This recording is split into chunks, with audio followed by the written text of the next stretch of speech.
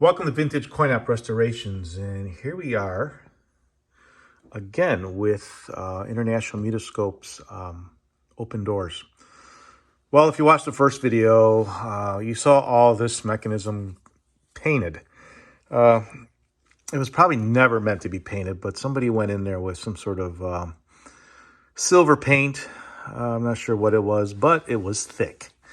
It was thick, and with over time people oiling it or doing whatever they wanted to do, it became like molasses, and it was hanging up all these mechanisms. And inside of each one of these joints, they're made so that they can move. So there's a shoulder inside there that the breakdown of the paint kind of globbed up inside there, and all these pieces weren't moving correctly. So now we pretty much have gone over this thing, and we got it working. But there's still another issue here. And what we're going to do next now is take it all apart again. And we notice that if you look really close, well, it's hard to see there, but you'll see this piece of plexiglass right there. It is about less than a six. It looks like it's a 16th or less than a 16th inch thick. And what it does is it holds your nickel back and forth as you're going. But when it comes down to this point, your nickel will have to be in between that perpendicular part of the blue, which is here, I pointed out right here. And your nickel has to be also right against that piece of metal. So when the nickel is inside there, you're with your hand, you are turning right, and you are pushing. I'll do it by hand here. You're pushing. Oh, hang on. There it is.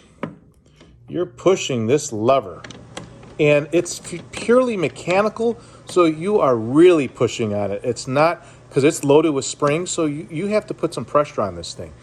And what we found out is this piece of plastic is popping out because you're putting a torque on that nickel, and that nickel doesn't want to stay flat all the time, and it wants to pop out, and sometimes it pops out, lands over here, falls down here to the bottom. So what we're going to do is recut this piece of plexi and make it a little bit thicker so that I have a little more mass to it and can control it from not bending. And it's going to bend where at the weakest spot. And that is, it's so hard to see, right at that notch, which would be right down here. That spot is the weakest spot, and that is where that plexi is allowing to bend and make that nickel come out. So we're going to save this piece because I'm not sure if this is going to solve my problem, but I think that's what I'm going to do, just because I can see that it's not an original piece of plastic, because I can see somebody has recently made it, and by now it's too clean and clear. You would see that nickel scratch marks on this whole thing, but there's not a scratch on it. So whoever did restore this did a nice job, but they obviously didn't play it that much, because it is a difficult game. It's very hard to get that nickel all the way in there, and even when you get it there, if you go too far to the left, that nickel drops down and it stays in this little hopper. The little hopper here also is a kind of proof that you actually played the game to actually open a window. Because if you wanted to, you could maybe have stuck a Slim Jim or a piece of metal, because you can see that these metal up here is, if you were slick enough, you could find something that can just kind of push that down and open up the door. If you open up the door and you didn't see a nickel in here, meant you jimmied the door. And if the clerk saw that, they wouldn't honor the prize, because sometimes maybe the prize wasn't in there. Maybe it was a picture of a prize. So don't know exactly what the deal was, but this is just like the early coin mechs where you would play a game, and if you didn't tilt the machine and you won, the clerk would look to make sure that you actually played the machine, and then you would get the payout. Just because if you were to play the game and the nickel went all the way through, it would stop there.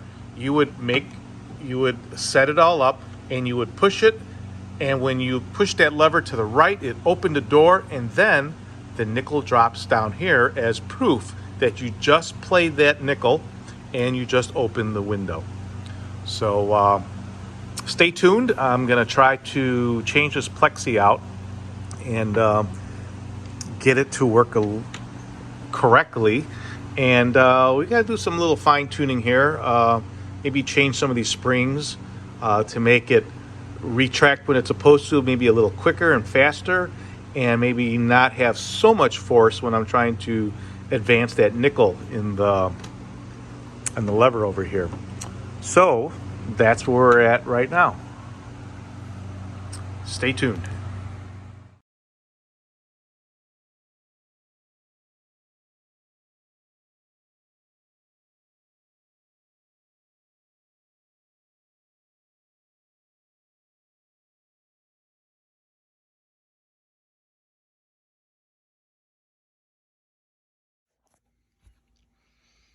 Okay, here we are with, we're about to take this piece of plastic off. You can see it's pretty crazy, all these different kinds of screws. So with no doubt, this piece of plexi is not original, but it needs to have a little more body to it. And if you can see, it's hard to see right now, but you can see that that front piece of plastic right here is where the nickel is sometimes. And as you push hard on it, it's pushing it forward. And I can see that the coin is jamming occasionally there, and that makes the game not work correctly. So though this is nice and clear, and we are going to have some, perfectly clear plastic, but it is going to be a little thicker than this. We'll make sure the edges are completely sanded and smooth and clear, so that it doesn't have any shadow lines on it. But another thing that we notice is, if you look really close down here, you got two holes. And I'm not exactly sure what happened there, but there's no doubt that at one time, just because this game is from the early 1900s, it might have worn, and that plastic, that nickel kind of kept on riding up, might have worn out this part, and someone went in here and ground out some of the metal that should have been there. And it's not ground out perfectly at a 90, so it also makes it slide up and out, and that's another problem. Maybe you can see it there. You can see that it's stepped, and it's a little bit on an angle. So we're going to do what we can to clean up that so it's at a perfect 90. So when that nickel falls in there, it falls in there flat and doesn't protrude it to come out forward. So that's what our plan is, and stay tuned, and we'll see how this this fix, if it works. You never know with these machines. It's kind of like reinventing the wheel sometimes, because these machines were made for one thing. They were made to make money, and they are not spending the time like I am right now trying to figure out the best way to do this. Let's get this. They're concerned about one thing: making it look nice and making it operate, or making it look like it operates, because they really don't care if it really operated. They just want people to put money in there and think that they might win. But and if they did, great. If they didn't, and a quarter or a nickel got jammed in there, the guy would just come and clear it out, and no one would know, and they would just keep on putting their money inside here.